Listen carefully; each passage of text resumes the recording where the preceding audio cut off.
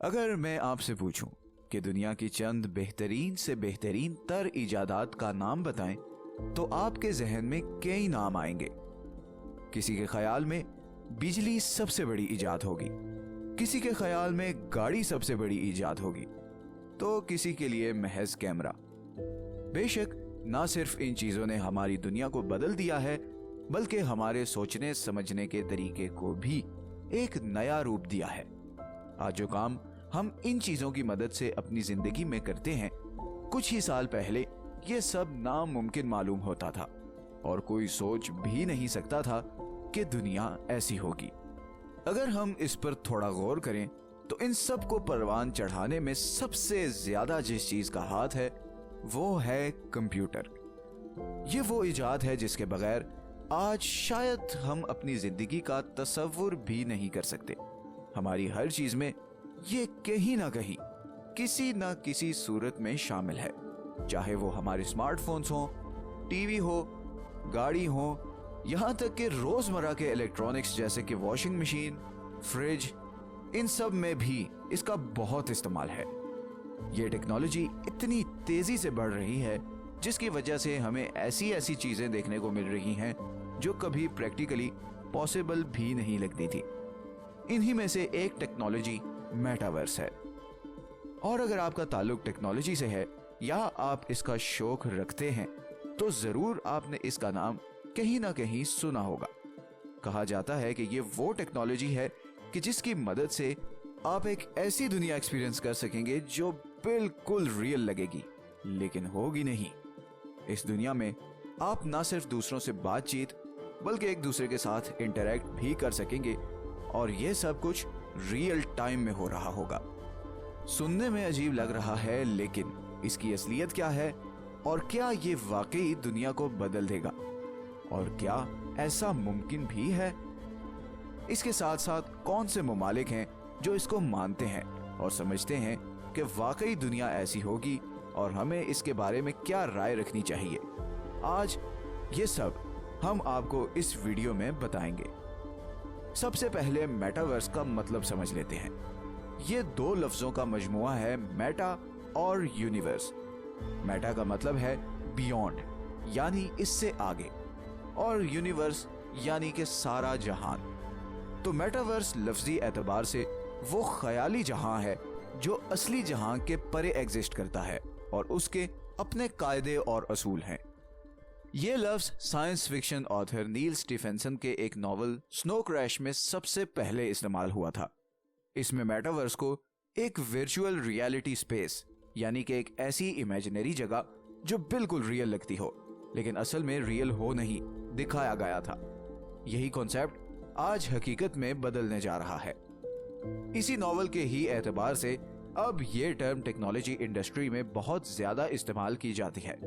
ये इस कदर मकबूल हो चुकी है कि अब इसे एक पूरी टेक्नोलॉजी का दर्जा हासिल है और इसमें जहां लोग एक दूसरे के बनाए हुए जहां में ना सिर्फ दाखिल हो सकेंगे बल्कि उसमें रह सकेंगे और उसमें काम भी कर सकेंगे, नए नए स्किल्स भी सीख सकेंगे, खेल भी सकेंगे, आम लफ्जों में वो सब कर सकेंगे जो रोजमर्रा जिंदगी में करते हैं। बहुत से लोग ये समझते हैं कि मेटावर्स का ताल्लुक VR यानी वर्चुअल रियलिटी से है। उन्हें लगता है कि यह सब तभी मुमकिन होगा जब हम VR ग्लासेस पहनेंगे, जबकि ऐसा बिल्कुल नहीं है। वर्चुअल रियलिटी में हम सिर्फ वो एक्सपीरियंस कर पाते हैं जो सिमुलेशन बनी हुई है और हम उसके मुख्तलिफ स्टेजेस से गुजर रहे हैं। आपने अक्सर मॉल्स वगैरह में ये देखा होगा। मेटावर्स इससे एक वसी टर्मिनोलॉजी है। इसकी मिसाल मैं आपको इस तरह से देता हूँ कि सोचें आप अपने दोस्त के साथ एक गेम खेल रहे हो जो किसी और ने बनाई है और आप और आपका दोस्त उस गेम में चले गए हैं। अब आपके पास बेइंतहा चीजें हैं वहां करने के लिए और जो एक्शन आप परफॉर्म करेंगे हो सकता है कि आप किसी और की बनाई हुई दुनिया में चले जाएं। मैं जानता हूं अभी इस सब को समझना थोड़ा मुश्किल है, लेकिन जिस तरह इस पर तहकीक जारी और सारी है, ऐन मुमकिन है कि हमें जल्द ही इसके नताइज देखने को मिले। इसका अंदाजा इस बात से लगाया जा सकता है कि माहिरीन के मुताबिक यह टेक्नोलॉजी एक $1 ट्रिलियन इंडस्ट्री बनने जा रही है अगले कुछ ही साल में। आप सोच के हैरान रह जाएंगे, लेकिन आपकी मालूमात के लिए आप मेटावर्स में अभी से ही वर्चुअल लैंड खरीद सकते हैं, बिल्कुल वैसे ही जैसे आप असल में जमीन का टुकड़ा खरीदते हैं। 2021 में एक्सी इन्फिनिटी नामी एक मशहूर गेम में एक वर्चुअल प्लॉट एक शख्स ने खरीदा था जिसकी कीमत 1.5 मिलियन डॉलर्स थी। ना सिर्फ ये बल्कि दुनिया की सबसे बड़ी टेक्नोलॉजी कंपनीज भी मेटावर्स को लेकर ना सिर्फ एक्साइटेड हैं बल्कि एक दूसरे से कम्पीट कर रही हैं ताकि वो इस टेक्नोलॉजी में पहला कदम रखें और इसकी बादशाह कहलाएं। इसकी सबसे बड़ी मिसाल फेसबुक है, जिसने अपना नाम फेसबुक से बदलकर मेटा ही रख लिया है। ये इस बात की सबसे बड़ी दलील है कि वो इस टेक्नोलॉजी पर बहुत इन्हिसार कर रहे हैं।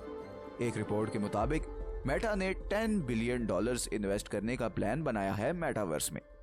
इसके साथ साथ रोब्लॉक्स एक ऑनलाइन गेमिंग प्लेटफॉर्म है जहां लोग अपनी दुनिया क्रिएट करके उसमें अपनी बनाई हुई चीजें बेच सकते हैं और यहां तक के किराए पर भी दे सकते हैं। इस प्लेटफॉर्म ने रिसेंटली $520 मिलियन की फंडिंग इकट्ठा की है। इन सब फैक्ट से आप अंदाजा लगा सकते हैं कि इस सब पे किस कदर काम हो रहा है। और सिर्फ यही नहीं, बड़े ममालिक जैसे कि जापान और साउथ कोरिया, जो कि गेमिंग के एतबार से बहुत मशहूर हैं, इस टेक्नोलॉजी पर बहुत जोर दे रहे हैं। एक रिपोर्ट के मुताबिक जापानीज गवर्नमेंट ने मेटावर्स को अपनी गवर्नमेंट पॉलिसीज का एक अहम किस्सा करार दिया है और वो इस पर अपनी नेशनल स्ट्रेटेजी बनाने में मशगूल हैं। वो चाहते हैं कि हम एक ऐसा इकोसिस्टम बनाएं जहां इस टेक्नोलॉजी की डेवलपमेंट को हर तरह की सपोर्ट हासिल हो ताकि उनका मुल्क इस टेक्नोलॉजी में आगे बढ़ सके। साउथ कोरिया भी इस दौड़ में किसी से पीछे नहीं है। उनकी मिनिस्ट्री ऑफ साइंस ने एक स्पेशल प्रोजेक्ट लॉन्च किया है जिसमें वो मेटावर्स से रिलेटेड रेगुलेशन बनाना चाहती हैं जो वो चाहेंगे कि सारी दुनिया फॉलो करे। इसको मजबूत बनाने के लिए वो पब्लिक और प्राइवेट दोनों सेक्टर्स को एक दूसरे के साथ तावन करने का मशवरा भी दे रहे हैं। ये सब सुनकर आप सोच रहे होंगे कि दुनिया मेटावर्स पे चली जाएगी, हम क्या करेंगे? हम इस टेक्नोलॉजी को कैसे इस्तेमाल कर सकते हैं? इसका इस्तेमाल करने के लिए हमें सबसे पहले अपने इंफ्रास्ट्रक्चर को बेहतर करना होगा। जिन मुल्कों की मैं बात कर रहा हूं बशमूल साउथ कोरिया, जापान, यूएसए, ये वो ममालिक हैं जहां ना सिर्फ लिटरेसी रेट बल्कि इंटरनेट पेनिट्रेशन रेट 90% से ज्यादा है। वर्ल्ड बैंक 2021 की रिपोर्ट के मुताबिक internet penetration rate south Korea में 96%, यूएसए में 91%, यूके में 97% और इनके मुकाबले में इंडिया में 47% और पाकिस्तान में सिर्फ 35% है। इसका मतलब कि यूके, यूएसए और साउथ कोरिया में 90% से ज्यादा आवाम को अच्छा इंटरनेट मुयस्सर है, जबकि हम अपने साथ कंपैरिजन करें तो हमें तो अभी अपने बुनियादी मसलों को हल करना बाकी है। जब हम ये इंश्योर कर लेंगे कि सब लोगों को इंटरनेट की एक्सेस हासिल है, तभी हम इन टेक्नोलॉजी से सही में फायदा उठा सकेंगे, क्योंकि टेक्नोलॉजी तभी बढ़ती है जब वो आम आदमी को मुयस्सर हो। अब इसका बिल्कुल भी ये मतलब नहीं कि हम मेटावर्स को यूज नहीं कर सकते, बस हमें नेशनल लेवल पे सबसे पहले अपने आप को स्किल्ड बनाना है। हमें चाहिए कि हम जिन भी हालात में, जिन भी सर्कमस्टांसेस में हैं, हम उससे मायूस ना हो बल्कि मेहनत जारी रखें और सीखना कभी ना छोड़ें। आखिरी और सबसे जरूरी बात यही करना चाहूंगा कि किसी भी टेक्नोलॉजी, चाहे वो मेटावर्स हो या आर्टिफिशियल इंटेलिजेंस, उसमें अपनी स्टडी पूरी करें और उस फील्ड को पहले अच्छे से समझें, फिर उसमें या तो रिसर्च करें या इन्वेस्ट करें। ये बहुत आम है कि जब भी कोई न्यू चीज मार्केट में आती है तो वो अपने साथ बहुत सारे शक शुबहात भी लेकर आती है, जिसका कुछ लोग गलत फायदा उठाकर दूसरों को नुकसान पहुंचाते हैं और स्कैम्स वगैरह करते हैं। एक जिम्मेदार शहरी होने के नाते हमें इन सब चीजों का ख्याल रखना चाहिए और अपनी नॉलेज को बढ़ाने की नीयत से इन टेक्नोलॉजीज को भरपूर एक्सप्लोर करना चाहिए। रही बात मेटावर्स की, तो ये तो आने वाला वक्त ही तय करेगा कि ये मंजर आम पर जल्द आ पाएगी या नहीं। बाकी आप क्या राय रखते हैं इस टेक्नोलॉजी के बारे में? कमेंट्स में प्लीज अपनी राय का इजहार करें। और अगर आपको ये वीडियो अच्छी लगी है तो इसे लाइक करो और चैनल को सब्सक्राइब करो। जानते रहो और आगे बढ़ते रहो। मिलते हैं नेक्स्ट वीडियो में। अल्लाह हाफिज।